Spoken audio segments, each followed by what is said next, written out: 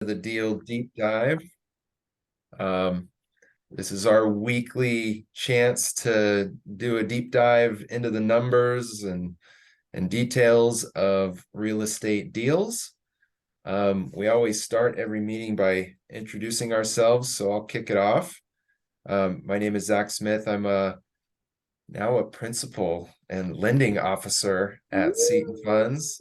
We're a private lending company, a family business based in Eugene. We lend in Oregon.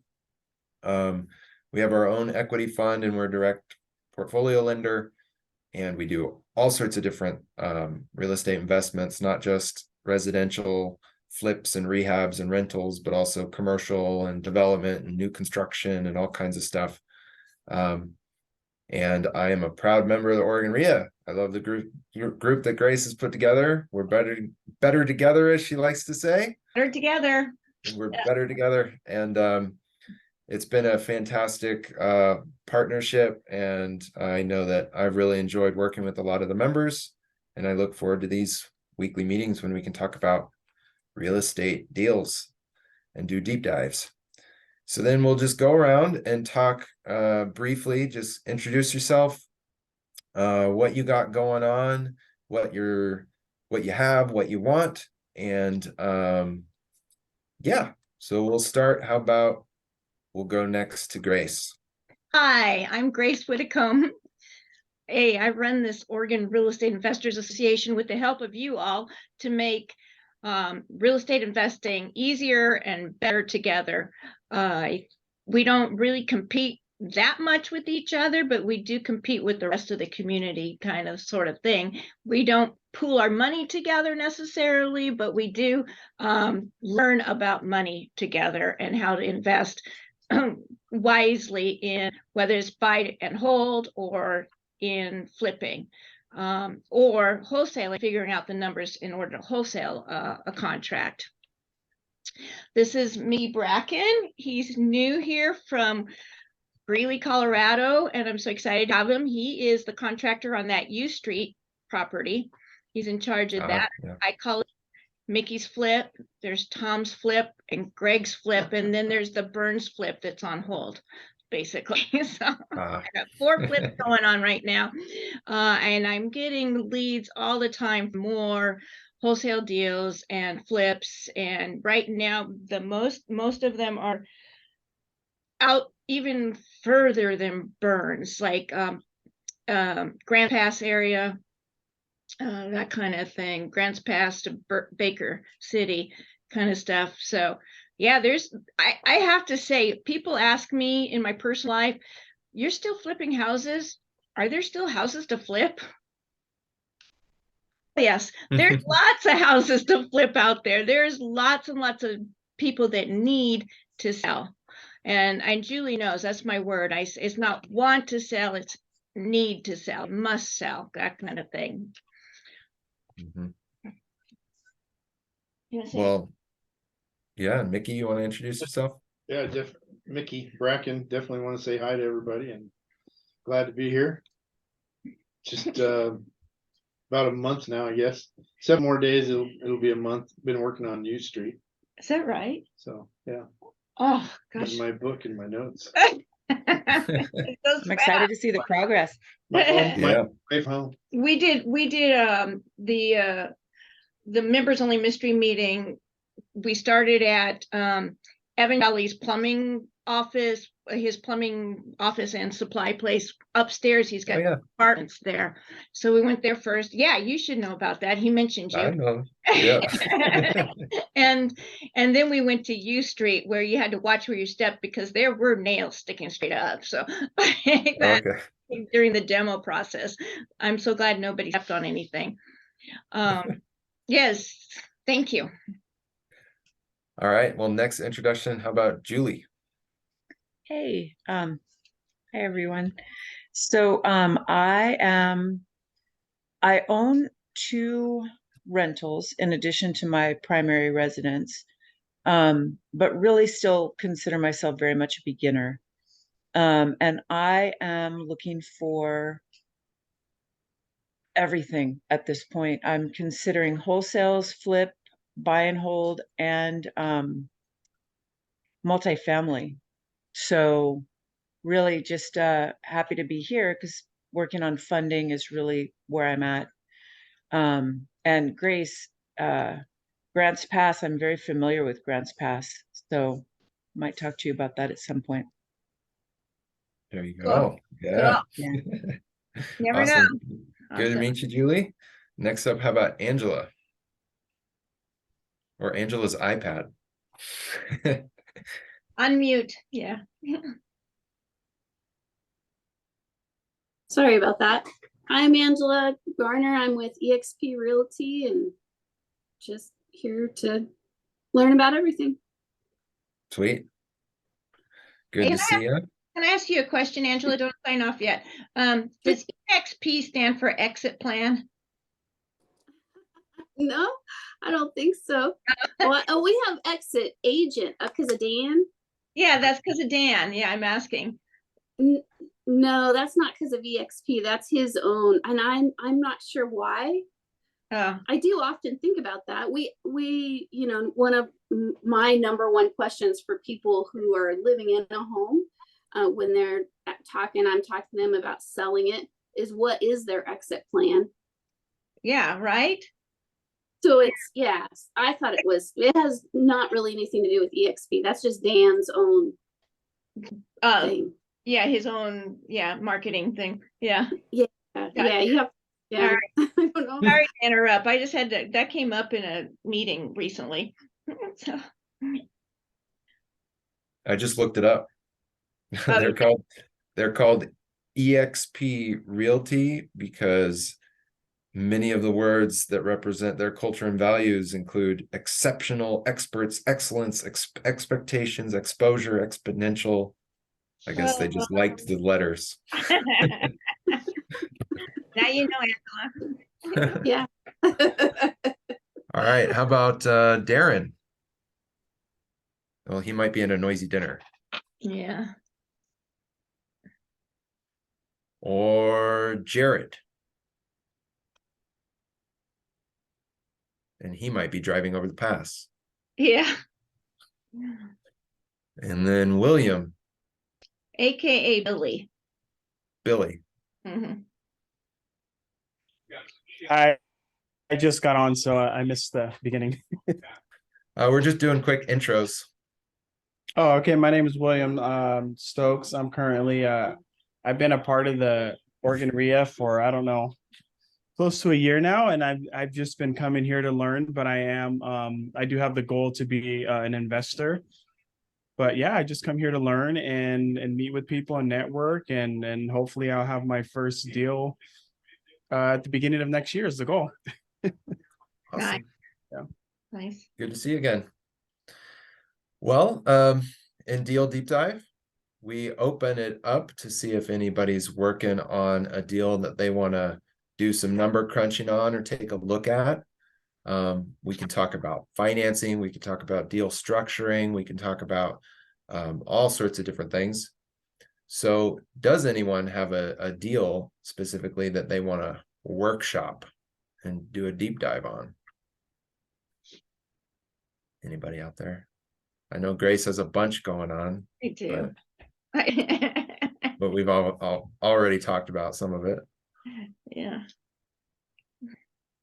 Well, then I will throw out some stuff that I am working on so we can talk about it, because I know Grace was wondering what I'm working on. So we helped a local investor get a property under contract. It was a wholesale deal, actually a local one. You guys see the Investor Max emails, and there was the one in Springfield. Grace, did you see that one? Well, last week I think it was, or Monday. Last week. Yeah. Yeah, I didn't go to it because I'm topped out right now. But yeah. Yeah. It looks like this one, yeah, it was I think their asking price on Investor Max was $285, I think. And the rehab budget they had estimated was $35K. They estimated the after repair value was $415. which based on comparables actually was pretty reasonable.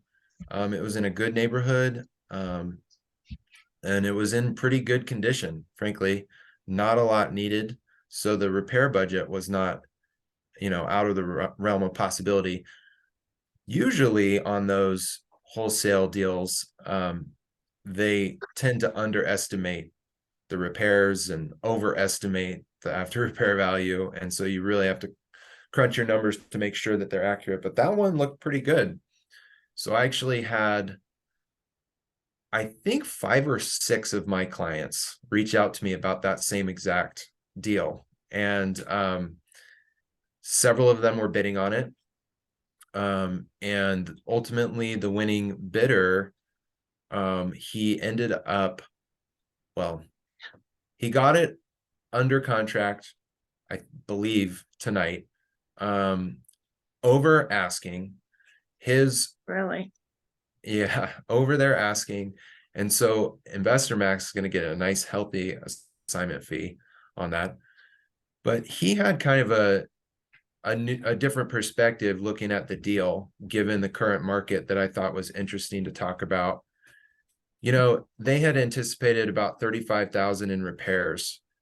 With a house that was in its condition, that was going to mean basically updates and new cosmetics throughout. It didn't really need anything major to the foundation or the roof. It didn't need any major upgrades to plumbing, electrical, HVAC, or anything like that. There it is. It was 285. There you go. Yeah. Built in 1993. So he didn't anticipate any major remodeling required. That repair budget, by his estimation, after looking at the property and given the current market conditions, was somewhat a little optional. So his strategy going into this deal actually was going to be to make it look just more marketable and do an extremely quick flip. And sometimes with properties like this, that might be the best option. As you can tell, like, some of the wood floors look in pretty good shape. Like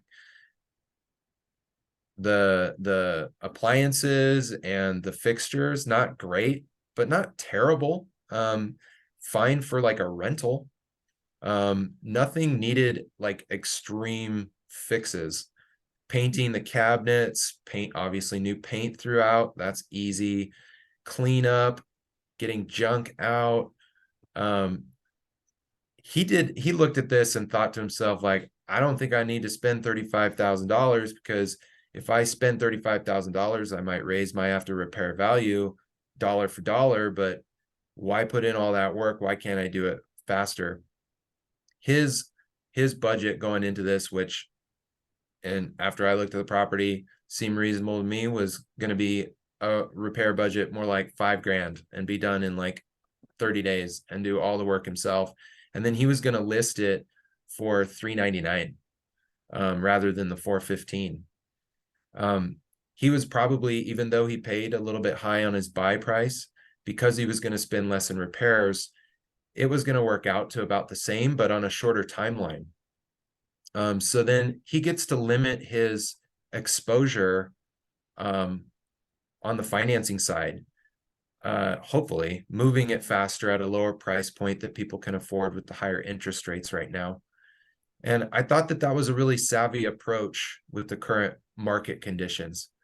If you go into a project like this and stretch out that time that the property is under construction and you're sitting with a hard money loan at a high interest rate, and then you go to list for a higher price, and you might have a really nice looking property, there is a chance that it's going to sit at that higher price for longer. Fewer people can afford it, and you're going to be sitting on that hard money loan, eating up any potential gains that you might have made in profit just in interest expense. So, like I said, I thought his approach was pretty savvy. As you can see, these comps strongly support, that Grace was showing, strongly support a price over 400,000. But he was looking at this one and thinking, like, I'm just going to do this quick, and I'm going to list for like 399. and get that price all day long.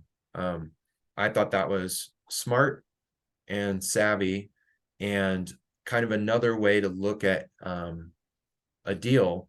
You don't always have to make it look like some beautiful brand new Really cool. construction type of build. It's okay, especially in markets like in Springfield or West Eugene and something like that, to go a little Nice. lower on that investment Mhm. with a lower after repair value, and you might get the same bang for your buck on the deal in a shorter amount of time. So yeah, that was our analysis of that deal, and he's getting it under contract. I think he got it under contract today. We're going to be, I think, closing on it extremely quickly. And one of the things that we do with him, because we worked with him a lot, him and his wife, is with our repeat borrowers like him and Grace and some other folks, is we're able to just finance the purchase price and like trust him to go do the deal. And then he doesn't have to deal with like construction lines of credits and draw processes and stuff like that. And it's like smooth and easy and simple, and he goes and gets it done. And we offer that for repeat borrowers like him who have done lots of successful projects. So I think we'll probably close on that in like a couple of weeks, assuming that Investor Max has clean title and a good contract. So Right. there was another one from Investor Max that we were working on up in not Dayton, Newburgh. And this one, the sale price with Investor Max was $225,000. We're working with another repeat client on that one, and the rehab budget was $40,000 to $50,000, depending on what he wanted to do with it. The after repair value, by his estimate, was going to be in the 350 to 400 range all day long, especially if he wanted to sell it quick. What ended up happening, and what made me think of this deal, was the title. Investor Max had not fully done a deep dive on the title work, and turns out there are significant liens that they did not find on the title. And when we went to go into closing, they had to go back and try and renegotiate their price with the seller, which was an estate, and it's just ground to a halt. So that one's probably not moving forward. But they were trying to sell it for $225, and turns out there was liens on it totaling like $290. So you always kind of have to be careful. One of my recommendations, working with companies like Investor Max or some of these big wholesalers that go out there and get just so many of these properties under contract, is when you get that assignment agreement, always ask if you can review the title report if they have it, and look at their purchase and sale contract if you can. Get a copy of both. That helps you see what they're getting it for, what their assignment fees going for, and just try and get full transparency. Not all wholesalers are game for that. Grace, have you had experience with Investor Max getting their purchase contracts? Oh, for sure. And that is, I'm buying the contract, so I demand to see the contract before I buy. Yeah. So I want the prelim too. Yeah. Right. Yeah. And know what you're getting into on the title side and everything before you go down that road, like we did on this one, all the way basically to the closing table and being like, oh, this transaction doesn't work. But then always review that purchase contract. I've worked with some folks buying off wholesalers, and they send me an assignment agreement as if it is the purchase contract. It's like, you absolutely, like, you're getting that contract assigned to you. You need the contract. that's what you're assigning. You're buying the contract. Yeah. You're buying the contract, so you have to see what terms are in there. You don't know what could be in there. Companies with good reputations that wholesale a lot, like, I don't think you'll find any major surprises in there, but you could. like, rent backs or, tenancy agreements with family members, or, they get to keep all appliances and rip out whatever they want, or I don't know. You don't know what's in the contract until you actually see the contract. Yeah, like the one I'm doing on F Street was from Property Max. I bought that 1845 F Street from them, and when I got a copy of the contract and found out that it had a person living there that was needing to get out, and there was like a bunch of stuff to go with that, the hoarder is what I'm talking about. So then it was back and forth between, we did have lots of back and forth between Property Max, me, and the executor of the probate of the estate, right? So it was like, in the end, I mean, it worked out okay. I got $10,000 back of the hold, because there was a hold that she would be out of there by such and such date, and he wasn't. So Mhm. yeah, it's really important to see the contract. Especially with occupants like that. I Yeah. mean, look at what happened to Mike and Gail, members of the group, and they bought off a wholesaler on a property in Toledo, and there was a family member who thought that the house was hers. She was delusional and was a squatter, and it took them 6 months to get her out of the house. Delayed their project 6 months. And that's That was very expensive. Yeah. Yeah. So I'd like to ask, there's the purchase contract and an assignment agreement. Is that what you said? Yes. Okay. If so there are two different ways that wholesale transactions can go down. One is with a contract assignment, which there would be those two pieces to it. There's the original contract and then the assignment agreement. Another way that people can wholesale is with a double close, where they're closing on that initial contract and then immediately flipping the property basically to you with a separate transaction. And oftentimes those transactions can happen basically simultaneously. Not all title companies do double closes. Not all title companies do them the same either, the ones that do them.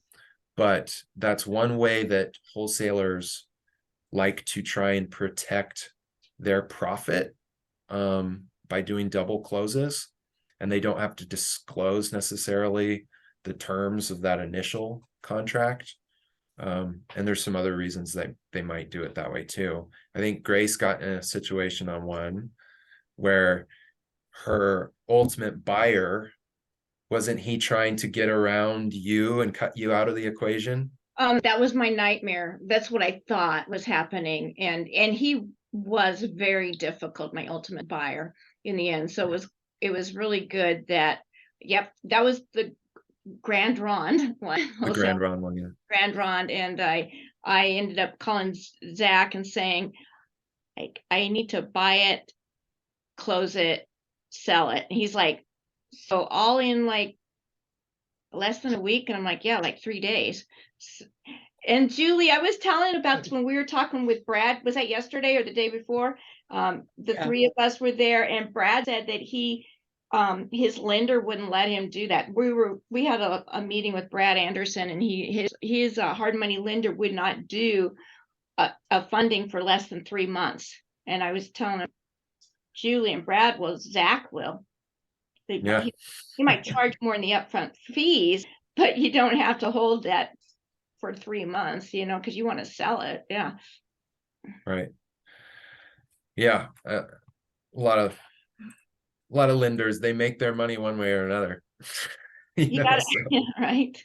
You pay less than upfront fees, but you're forced to keep the loan for 3 months. So I don't know. Yeah. And on that one, I was going to make $40,000 if I could have just sold the contract. So buying it and selling it, yeah, it cost me, all the money through title and escrow. It cost me with the lender, but I made 30,000 still. So, and it was safer, right? So it was good. I was involved in a transaction where I knew the wholesaler and I knew the buyer was my client, and we were financing it. Well, the wholesaler had it on a contract assignment. And then when he got wind that my client wanted to know what or wanted to get a copy of the purchase contract, as I recommended that she do, and he would have to disclose what his assignment fee essentially was. Then he was like, he actually called me up and he was like, I think I'm going to do a double close. Like, do you have any limits on that or anything like that? And I said, no, that's fine. No, we don't treat it any different. He ended up, after our conversation, I was like, I don't think she would mind about your assignment fee or anything like that. And he's like, I said, maybe it would just be easy if you just keep it the same. So he did. He left it as a assignment agreement and he handed over the purchase and sale agreement.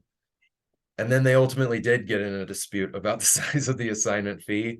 And he ended up having to drop it in order to close the deal. So he did end up losing about what would have been $5,000 on his assignment fee, because he didn't go with the double close. So that double close was kind of his strategy to protect his profit. But it ended up working out. I talked to him after and he's like, I'm fine. I made plenty. I didn't work that hard on the deal. So it was fine. Yeah. Kind of interesting. Funny how wholesaling goes. I know William or Billy Stokes is interested in wholesaling. Julie is. I don't know anything about Darren or Angela's plans, but I was wondering, do you know these big like Investor Max, these wholesalers and stuff, like do you know if they will take on apprentices or take on employees or something that might in this area that might want to work for them and learn wholesaling? I'm not sure specifically about Investor Max if they have an opening, but I know of several other companies, smaller operations that absolutely do. A lot of them that I connect with, like in Facebook groups and stuff like that, they'll do just wholesale partnerships. You're out there, you find the deal, you put the deal together, you work really hard on it, but you leverage their resources to find the buyer and their mailing lists and stuff like that, and you partner in that way as part of their company. They'll split their fees with you 50-50. And that's a great way that I see a lot of newer folks getting into wholesaling and learning the ropes, because you're almost like mentored until you can really start your own wholesaling business. There's a couple of companies that do that out of Portland, and and outside of Portland too. But it's really good to connect with them, and they can teach you the ropes that way, and you definitely can make some profit along the way. But you do have to do all the grunt work. Yeah, you get to use their system, is what you're saying. Yep. Yeah. Yep. And all their contracts and documents and Yeah. everything. So that is a good way to learn. If you're listening, Billy, do you I mean, would you share who those are, maybe like on chat or maybe later, and I'll get it out to some of these people, or they can contact you for it, Zach? I mean, what do you think? Yeah, absolutely. I've got some good contacts that I can share. One guy who's up in Portland, Scott Dallinger of Coast to Coast Home Buyers. Okay. Brian Durkoop. He's of it's like family freedom and family financial freedom or something. I can't remember the name of his company, but he's a really good guy. At a lot of those Portland meetups that I go to, they talk quite a bit, and they've shown some examples of, like, partnerships with folks. I think my dog needs out. One sec. Okay.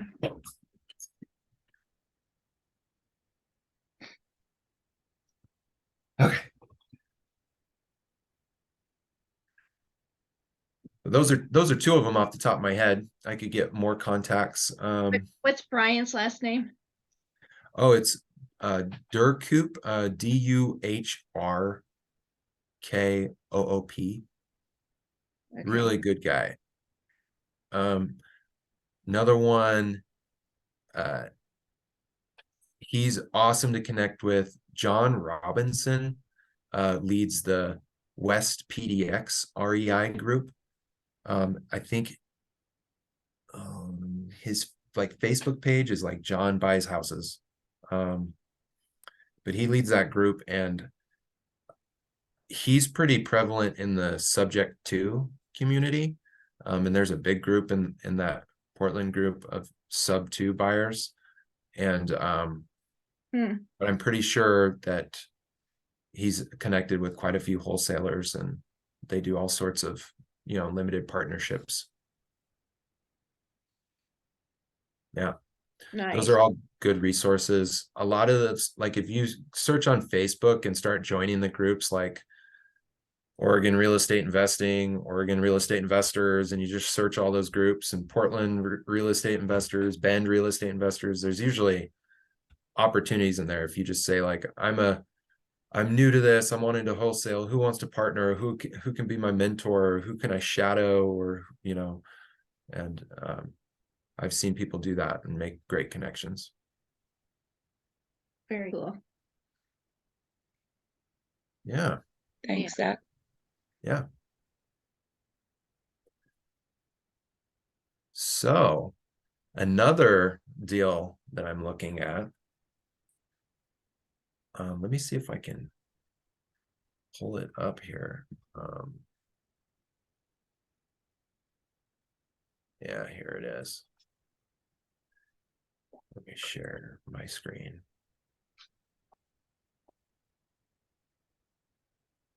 Can you guys see this? Yes. Pretty. So this is up in the metropolis of Westport. Tiny little town near Clatskanie, if you guys know where that is, up on the Columbia, like on the way to Astoria. Okay. This is a really interesting property.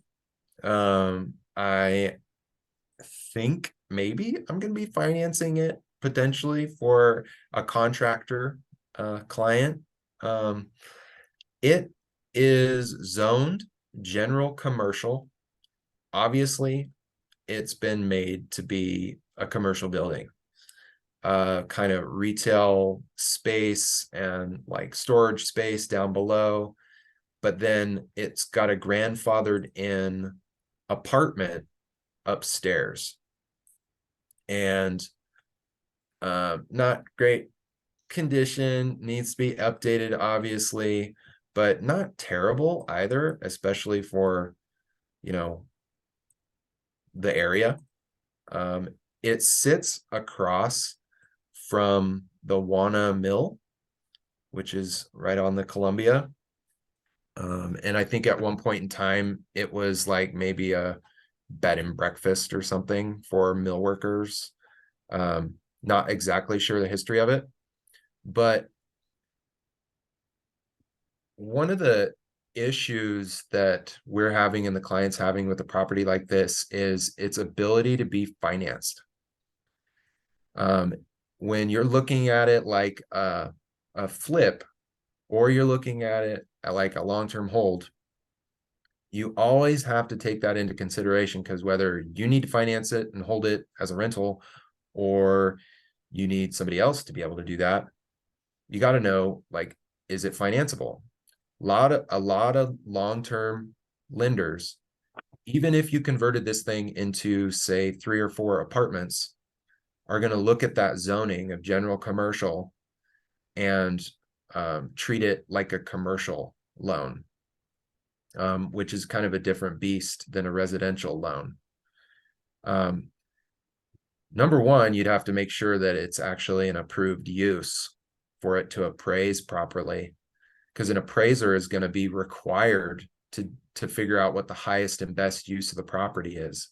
And if you're trying to turn this into a, you know, a 4-unit multifamily property, and that's not even approved in the zoning, the appraiser might not even let it appraise.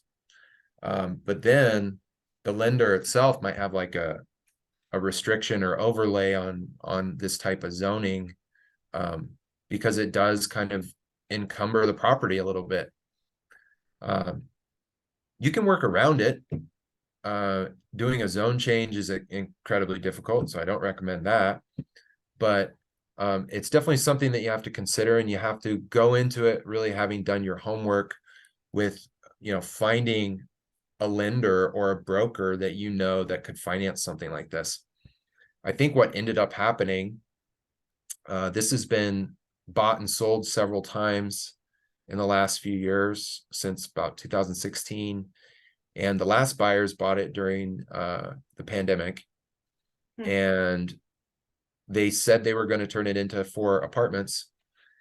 And they, I think, lied to their lender and ended up moving in upstairs and then doing an illegal grow operation downstairs. Oh my gosh. So it's currently been foreclosed on and being sold by the lender at like an extreme discount. So my client's getting a great deal on it. And it could like almost immediately cash flow when he at least fixes up the first apartment, clean some things up and making it look a little bit newer and nicer so he can get a higher rent on it. But then he's ultimately going to try and get in 3 more units if he can get them approved. But I guess I did want to just bring up that one kind of wild card when it comes to funky properties with funky zoning. Definitely want to do your homework. Talk to the city, talk to the county, and then talk to lenders and see how they're going to treat this and if they're going to be able to finance it. And then if they're not, what does it look like to get a commercial loan? And what are going to be the requirements? What type of cash flow do you need in order to qualify, and what type of rates are you going to be looking at with a commercial loan? It's different than a residential loan. Well, actually, rates are pretty similar these days, but that's just because rates have gone up like crazy. But so things to consider. I think it's going to work out, and getting a commercial loan on this, assuming the city approves of apartments, is going to be fairly easy. With the one caveat is it sits across from the mill, and I don't know the history of the property. So that's one more factor that we're going to look at, is environmental concerns, and what this property maybe used to be. So one of the things that we would require on a property like this is called an environmental database screen report, which is just a couple $100, and you get it from an environmental management company that does like phase 1 environmental reports, and they can tell you like they go back and they check the history of this building, and they will find out if in 1930 it was a dumping ground for like chemical spills at the mill or something. They'll find that out and then recommend further investigation. So that's one thing that we like to do with unusual commercial properties in a weird location. So yeah, that was just. I want to ask you, okay, so right now it's listed at 804,000. That's And the Trulia estimate, yeah. oh, that's not the listed price. Okay. No, Oh, it's thanks. actually, I don't think it's off market. Yeah. It's not Your listed. client is looking at buying it, and I don't think any of us are interested, but I don't know Darren at all, in competing with your client. But I'm guessing he's looking at less than 500,000 for it. He's in contract for 165. There we go. And I And was like, it's got 5,400 square feet. I'm like, it could be a lot of apartments. It could be 6 down there in the bottom or something. I don't know. yeah, so he's planning on doing 4 apartments. You got the one upstairs, and he'll do 3 apartments downstairs. Well, Pretty they're big. pretty good size, yeah. So But Zach, those, when you're looking at lending, are you looking at like the housing need in the area? Is there a need for housing and all that kind of stuff there? I'm guessing your guy, whoever your client is looking at that and telling you that there's a need, right? yeah, absolutely. And in small, somewhat rural communities like this, I mean, you're going to get folks working at the mill. You're going to get, that type of tenant. And so your strategy might be a bit different. I think it's smart on his part in this particular community to try and go with slightly larger apartments, because there's some families that really need good places to live. There's just like not inventory out there for like larger spaces. So that is definitely something to look at. But I've seen in other communities, Toledo, which I mentioned earlier, where Mike and Gail are invested, like one building that we financed over there was like a hotel that was turned into workforce housing, and these were like dinky little units because it was for the slightly more transient renter that was working down at the lumber yard that, you know, was there for like 4 months at a time, and that fit that community really good. So that's something to definitely take into consideration. Yeah.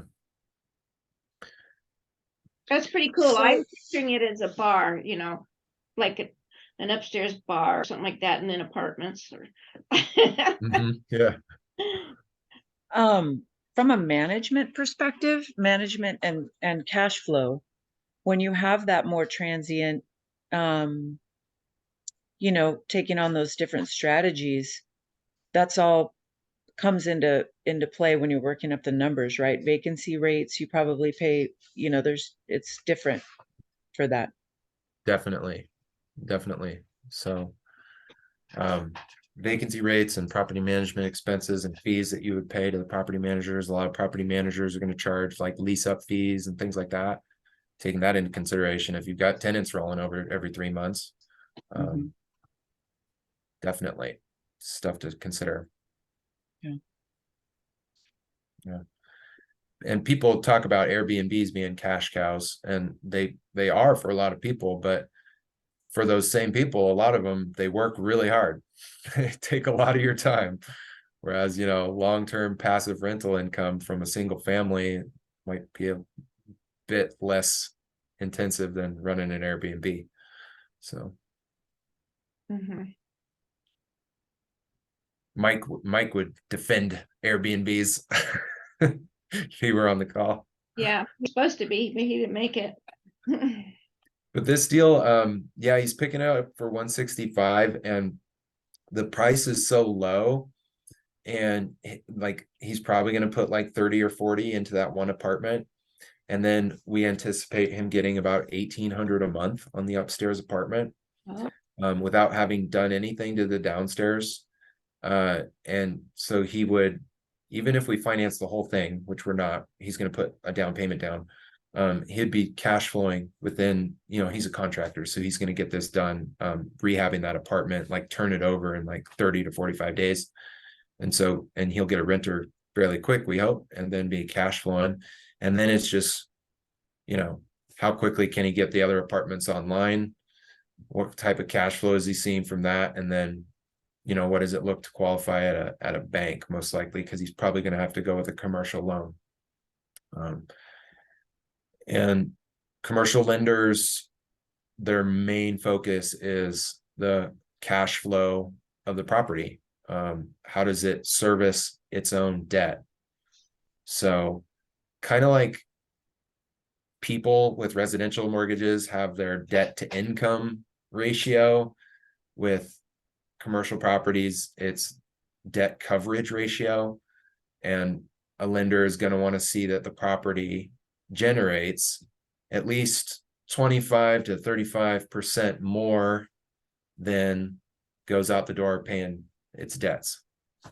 And that's going to be like its minimum qualification. So I think on this one, given his purchase price, it'll be a slam dunk. So yeah. Pretty cool. Yeah, so that was kind of an unusual one. We're also doing another one to that guy that's up on Highway 26, that sits on a river, and it's just like 3,000 square foot, just monster of a house. But we're excited to see what the flood insurance is going to cost, because it's like waterfront. Mhm. And we don't know that yet. And closing is like next week. So that could be a wild surprise when we see that premium on the flood insurance. Yeah. That's always something to check out ahead of time. Yeah. Stuff And, like that. and you're good to let people know about that. Well, it's definitely something that we as a lender need to take into consideration because we're always looking at the end of the day, whether it's a flip or whether it's a long-term hold, or if we were, God forbid, ever have to take the property back, what type of factors is a new buyer or owner going to have to consider? And if a property sits in a horrible flood zone and the flood insurance premium is, $15,000 a year, that's going to have an impact on its marketability, and that ultimate sale price. Even if it's like an exact $15,000 discount or something, it's going to have an impact. So you have to factor that in. So, yeah. Yeah. I remember I called it the Queen Street flip. Did that one work out for that guy that ultimately bought it? The second buyer, The second buyer, yeah. they moved in. He and his wife Ah, and family moved in. So, and then they were flipping the next door house. Then there was a house next door. Seems like his name is Brian. So first it was Caveman, yep, and he went through whatever Travis's company, and ended up getting stage 4 stomach cancer and couldn't finish. So I don't know if you know about this. Like Zach, I'm not sorry, not Zach. Dandy, I, and Mike Grunzian worked Yep. together to get him out of the deal and find a new buyer. And Mike, I'm sorry, Grunzian worked really, really hard on talking to Veristone 3 Veristone, yeah. times a day, getting them to drop all the penalties and all that kind of stuff and interest stuff so that we could sell it.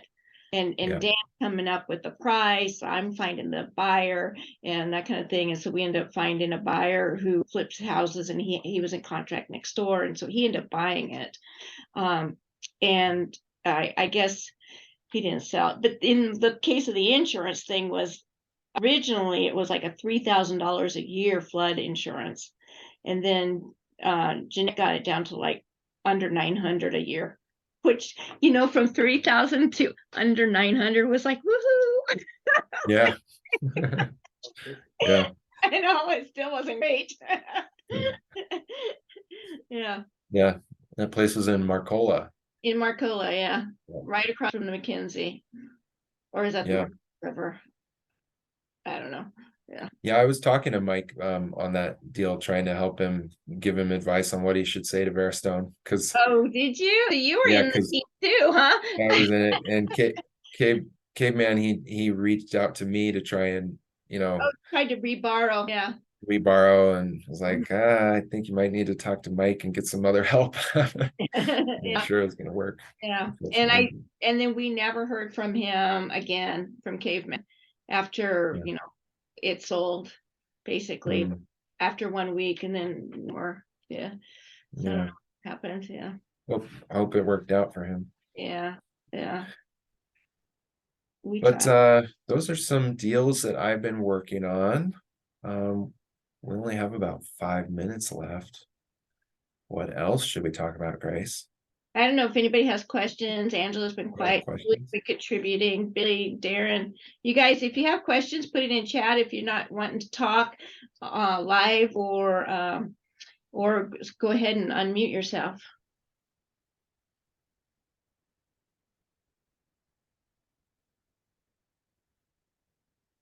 No questions. I I guess covered everything. I guess we're done. It's like Yeah. so phenomenal. Do you have questions?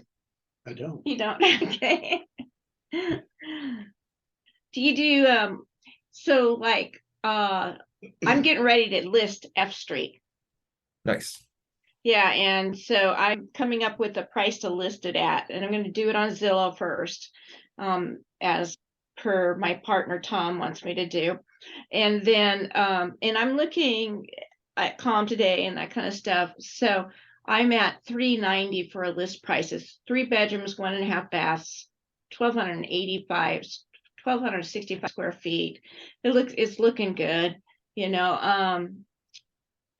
But I'm wondering on the lendability side, because what I did was you can do it by square foot, by the comps, you know how much that is, but that puts it well over 400,000. So I think on the lendability side for an FHA loan or something like that, I think it needs to be less than 400, but I don't know. Do you know anything about that? Probably not your As area. far as far as dollar per square foot? Okay, so I have so okay, so I'm looking at comps, and the Yeah. comps are all like smaller houses, okay, square foot. And so Right. if I do it at their square foot price, like $362 per square foot, 352, 327, 333, 342, they all multiplying it into my square footage, it comes up above 400,000. But all of these sold for less than 400,000, except for one, which sold at 415. So I'm just wondering, that's where I came up with the 390 rather than going by the, you know, the mean average of the per square foot, Yeah. that kind of thing. I was just wondering if you knew anything about that. If Yeah, there's so in our valuations, we do multiple methods of valuing. One is just straight sales comparisons on the sale prices and doing adjustments based on condition and location and lots of factors, just like a realtor would do in a CMA. But we look at the sales, the median sale prices and average sale prices, but then yeah, looking at dollar per square foot in your comps, that can be really useful if you find comps of very, very similar square feet. But using dollar per square foot averages from smaller comps, it's going to skew your value way too high. okay, Yeah, because the dollar per square foot average goes down the bigger the house gets, you know, which makes sense. I mean, you don't necessarily value the second 1,000 square feet as much as you do the first 1,000. Like when you're thinking about buying a house, like right, house is a house, and then it only gets better at the margins, you know. right, So we typically, I would try and pull in comps in that scenario of almost exactly the square footage, even if they're not the same condition, even if they're not the same location necessarily, or they're a little old or something like that. Try and get those dollar per square foot figures and see where that's landing. So if, say, you're looking at comps that are like 800, 900 square feet in size, and your property's like 1,250 or something, well, that's a difference by maybe like a third yeah, right, or something like that. And then you're looking at an average dollar per square foot of like, say, 325 on those smaller comps. But if you pull in the averages from the ones that are similar size, even though they're less comparable, and say they're like around 250, well, you should know that you're going to be landing, you know, somewhere in that middle range, maybe like 275, 290, and find something that feels right for the market in that in between, because you know there's going to be a downward adjustment from the 325. You just want to figure out how much, you know. all right. Yeah. I'm going to revisit this. Thank you so much for that advice. Appreciate it. I bet Dan would help you with that too. Dan Gandy. Oh yeah. He's quick, he's mighty. Yeah. Well, Darren said good, interesting information, so did William. And he's left, and I think it was really great. Thank you very much, Zach. Thanks so much. We'll see Thank you for having me. Night. See you Tuesday night at the party. I'll be there Tuesday. All right, nobody's birthday this year. Okay, cool. Thanks. Nice meeting y'all. Nice to Have a meet good you night, too. everybody. See you. Thank you, Zach, Good for night. everything. You're Thanks, welcome. Zach. Yeah, thank you, Zach. Bye. Good night, everyone. Good Good night. night. Thanks, Grace.